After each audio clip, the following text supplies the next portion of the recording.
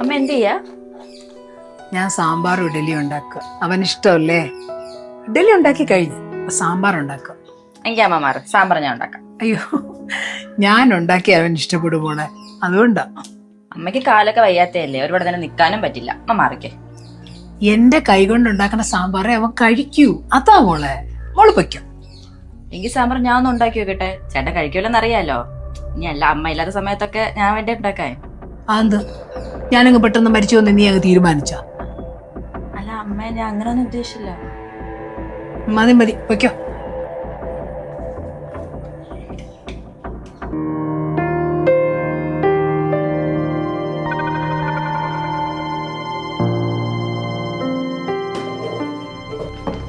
ഒരു mood off. ഒരു ഓഫും ഇല്ലടാ. എന്നിട്ടാണ് ഇങ്ങനെ വിഷമിച്ചിരിക്കുന്നത്?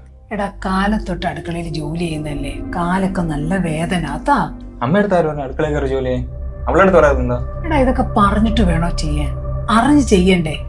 പിന്നെ ഞാൻ ചെയ്യുന്നല്ല എന്റെ മോന് വേണ്ടിയല്ലേ. അവളെവിടെ? മോനെ, ഇനിയിപ്പൊ അതൊന്നും അവളടുത്ത് ചോദിക്കാനും പറയാനൊന്നും പോണ്ട. ഇപ്പൊ ഉള്ള സ്നേഹം കൂടെ ഇല്ലാതാവും. ശരി, അമ്മ റെസ്റ്റ് എടു. നിനക്ക് ഇന്ന് ഓഫീസിൽ പോകണ്ടടാ? ഇല്ല അമ്മ, ഞാൻ കുറച്ച് ദിവസത്തേക്ക് വർക്ക് ഫ്രം ഹോം എടുത്തു. കല്യാണത്തിന് ശേഷം അവളെ കൊണ്ടൊരിടത്തും പോയില്ലല്ലോ, പിന്നെ അവളുടെ വീട്ടിലും കൂടെ ഒന്ന് പോകണം. ശരി.